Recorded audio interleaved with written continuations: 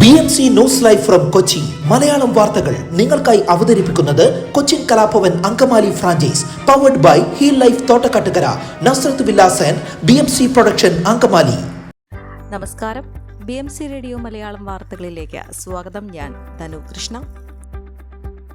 ആലങ്ങാട് പഞ്ചായത്തിന്റെ വിവിധ ഭാഗങ്ങളിൽ തെരുവ് നായ ശല്യം അതിരൂക്ഷം. ആലങ്ങാട് മേഖലയിൽ 5 പേർക്ക് തെരുവ് നായ്ക്കളുടെ കടിയേറ്റു. ആലങ്ങാട് എഴുവച്ചിറ തുരുത്ത് നിവാസികളായ ഷിബു കണ്ടങ്ങാടൻ, ആശ ജോഷി, രാജു ഏലൂർ, ത്രേസ്യാമ്മ പാപ്പച്ചൻ, ഫിലോമിന ജോസഫ് എന്നിവർക്കാണ് കടിയേറ്റത്. ഇന്നലെ രാവിലെ 8:30 തുരുത്ത് റോഡിലൂടെ കടന്നു പോകുമ്പോഴാണ് എല്ലാവർക്കും കടിയേറ്റത്. കൂടാതെ ആലങ്ങാട് കുന്നേൽ ഭാഗത്തെ മറ്റ് ചില നായ്ക്കളെയും ഈ തെരുവ് നായ കടിച്ചിട്ടുണ്ട്. ഷിബുവിന്റെ തുടയിലും രാജുവിന്റെ കാലിലും ആശ, ഫിലോമിന, ത്രേസ്യാമ്മ എന്നിവരുടെ കൈയിലുമാണ് കടിയേറ്റത്. കരുമാലൂർ, ആലുവ എന്നിവിടങ്ങളിലെ സർക്കാർ ആശുപത്രികളിൽ വിളിച്ചെങ്കിലും പേവിഷബാധ വാക്സിൻ ഇല്ലാത്തതിനാൽ പരിക്കേറ്റ 5 പേരെയും കളമശ്ശേരി മെഡിക്കൽ കോളേജിലേക്ക് കൊണ്ടുപോയി. ആലങ്ങാട്, കരുമാലൂർ, കോട്ടുവള്ളി പഞ്ചായത്തുകളിൽ പലയിടത്തും റോഡിൽ കൂടി പോകുന്ന ആളുകളെ തെരുവ് നായ്ക്കൾ ഓടിച്ചിട്ട് ആക്രമിക്കുന്നത് നിത്യസംഭവമാണെന്നും നാട്ടുകാർ പറഞ്ഞു. കൂടാതെ വീടിനകത്ത് കയറിയവരെ നായ്ക്കൾ ആക്രമിക്കുന്നതായും പരാതിയുണ്ട്. മുൻപ് പലതവണ പഞ്ചായത്തിലെ വിവിധയിടങ്ങളിൽ വെച്ച് ഒട്ടേറെ പേർക്ക് തെരുവ് നായ്ക്കളുടെ കടിയേറ്റിട്ടുണ്ട്. കൊച്ചി ശാസ്ത്ര സാങ്കേതിക സർവകലാശാല റോഡിൽ ജല അതോറിറ്റി പൈപ്പിൽ ചോർച്ചകളുടെ എണ്ണം വർദ്ധിക്കുകയാണ്. പ്രധാന റോഡിൽ 4ഇടത്താണ് ചോർച്ച. 3ഇടത്ത് 1 വർഷക്കാലമായി പൈപ്പ് ചോർന്ന് വെള്ളം പാഴാക്കുകയാണ്. മന്ത്രി പി രാജീവിന്റെ MLA ഓഫീസിന് സമീപത്ത് ചോർച്ച പ്രത്യക്ഷപ്പെട്ടത് കഴിഞ്ഞ ദിവസവും. ഇത്രയും ചോർച്ചകളിലൂടെ വൻതോതിൽ വെള്ളം പാഴായിട്ടും ജല അതോറിറ്റി പരിഹാരം കാണാൻ തയ്യാറായിട്ടില്ല. റോഡ് തകരുന്നത് കണ്ടിട്ട് കുസാറ്റ് എഞ്ചിനീയറിംഗ് വിഭാഗത്തിനും കുലുക്കമില്ല. അഡ്മിനിസ്ട്രേറ്റീവ് ഓഫീസിലേക്ക് തിരിയുന്ന ഭാഗത്ത് പൈപ്പ് പൊട്ടി വെള്ളം പുറത്തേക്ക് ഒഴുകുന്ന ഭാഗം കുഴിയായി മാറി. ഈ കുഴിയിൽ ചാടി വാഹനങ്ങൾ അപകടത്തിൽപ്പെടാനുള്ള സാധ്യത കൂടുതലാണ്. റോഡിന്റെ തുടരെയുള്ള തകർച്ച ഒഴിവാക്കാൻ റോഡിന്റെ മധ്യത്തിൽ നിന്ന് ശുദ്ധജല പൈപ്പ് വശങ്ങളിലേക്ക് മാറ്റി സ്ഥാപിക്കണമെന്ന് വർഷങ്ങളായി ജല അതോറിറ്റി കുസാറ്റിനോട് ആവശ്യപ്പെടുന്നതാണ്. ലക്ഷങ്ങളുടെ ചെലവ് വേണ്ടിവരുന്ന പദ്ധതിയായതിനാൽ കുസാറ്റ് ഈ ആവശ്യം പരിഗണിക്കുന്നില്ല. സംസ്ഥാന കായകൽപ്പ അവാർഡ് പ്രഖ്യാപനം. കീഴ്മാട് കുടുംബാരോഗ്യ കേന്ദ്രത്തിന് ഇരട്ടി മധുരമായി. സർക്കാർ ആരോഗ്യ കേന്ദ്രങ്ങളിലെ ശുചിത്വം, മാലിന്യ നിർമ്മാർജ്ജനം, അണുബാധ നിയന്ത്രണം എന്നിവ മുൻനിർത്തി നൽകുന്ന പുരസ്കാരങ്ങളിൽ 2 കീഴ്മാടിന് ലഭിച്ചു. ജില്ലയിലെ ഏറ്റവും മികച്ച കുടുംബാരോഗ്യ കേന്ദ്രത്തിനും ഉപകേന്ദ്രത്തിനുമുള്ള പുരസ്കാരമാണ് ലഭിച്ചത്. 2 വിഭാഗത്തിനും 50,000 രൂപ വീതം ലഭിക്കും. കീഴ്മാട് കുടുംബാരോഗ്യ കേന്ദ്രത്തിന്റെ കീഴിൽ എടയപ്പുറത്ത് പ്രവർത്തിക്കുന്ന തോട്ടുമുഖം ജനകീയാരോഗ്യ കേന്ദ്രമാണ് ജില്ലയിലെ മികച്ച ഉപകേന്ദ്രമായി തിരഞ്ഞെടുക്കപ്പെട്ടത്. സംസ്ഥാനത്ത് ആദ്യമായാണ് മികച്ച ആരോഗ്യ ഉപകേന്ദ്രങ്ങളെ പുരസ്കാരത്തിന് പരിഗണിച്ചത്. 2020-22 വർഷങ്ങളിൽ കീഴ്മാട് കുടുംബാരോഗ്യ കേന്ദ്രത്തിന് സംസ്ഥാന കായകൽപ്പ അവാർഡും കീഴ്മാട് പഞ്ചായത്തിന് ആർദ്ര കേരളം പുരസ്കാരവും ലഭിച്ചിരുന്നു. കീഴ്മാട് പഞ്ചായത്തിന്റെ ഫണ്ട് ഉപയോഗിച്ചാണ് കുടുംബാരോഗ്യ കേന്ദ്രം പ്രവർത്തിക്കുന്നതെന്നും panchayat president Sathi Lalu, vice president Sneha Mohan എന്നിവർ പറഞ്ഞു.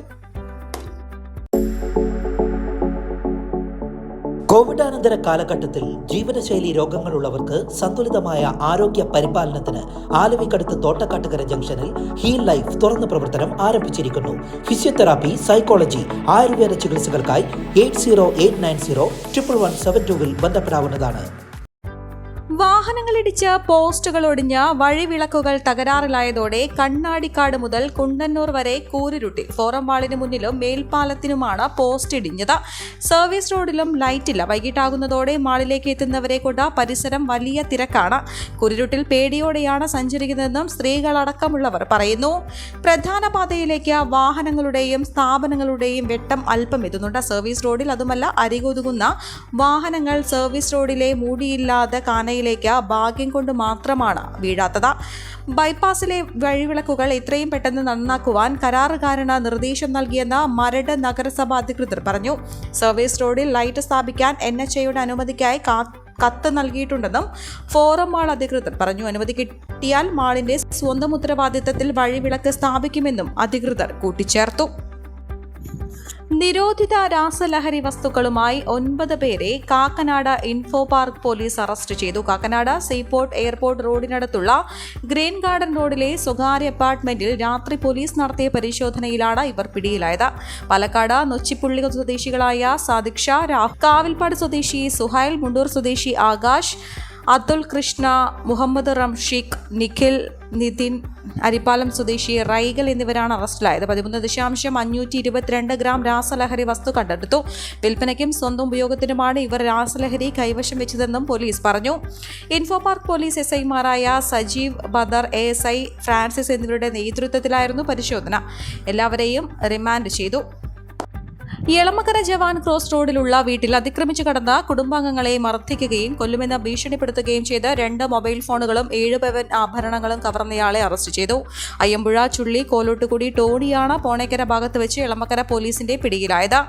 Deputy police commissioner K. സുദർശന്റെ നിർദ്ദേശപ്രകാരം എറണാകുളം സെൻട്രൽ SP ജയകുമാറിന്റെ നേതൃത്വത്തിലുള്ള പോലീസ് സംഘത്തിൽ ഇൻസ്പെക്ടർ ഹരികൃഷ്ണൻ, SI-മാരായ Manoj, Lalu Joseph, Krishnakumar, SPO Aneesh, CPO Stevin എന്നിവരുമുണ്ടായിരുന്നു. എറണാകുളം റൂറൽ പോലീസ് ജില്ലയിൽ അയ്യമ്പുഴ, അങ്കമാലി, കാലടി, കൊച്ചി സിറ്റിയിലെ എളമക്കര, തൃശൂർ ജില്ലയിലെ മാള, കൊരട്ടി പോലീസ് സ്റ്റേഷനുകളുടെ അധികാരപരിധിയിൽ വരുന്ന പ്രദേശങ്ങളിൽ നിരവധി കേസുകളിൽ പ്രതിയാണ് ടോണി കോടതിയിൽ ഹാജരാക്കി പ്രതിയെ റിമാൻഡ് ചെയ്തു. ഈ വാർത്തയോടുകൂടെ BMC റേഡിയോ മലയാളം വാർത്തകൾ സമാപിക്കുന്നു. നന്ദി, നമസ്കാരം.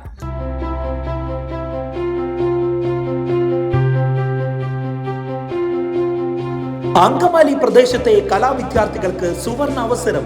ലോക പ്രശസ്ത കലാവിദ്യാലയമായ കൊച്ചിൻ കലാഭവന്റെ അങ്കമാലി ഫ്രാഞ്ചൈസി കരയാമ്പറമ്പിനടുത്ത് എളവൂർ കവലയിലുള്ള സ്പ്രിംഗ്ഫീൽഡ് കെട്ടിടത്തിൽ പ്രവർത്തനം ആരംഭിച്ചിരിക്കുന്നു. Classical dance, cinematic dance, Carnatic music, Zumba dance എന്നീ വിഷയങ്ങളിൽ പ്രഗത്ഭരായ അധ്യാപകർ ക്ലാസുകൾ നയിക്കുന്നു. കൂടുതൽ വിവരങ്ങൾക്ക് ബന്ധപ്പെടുക 9995208614.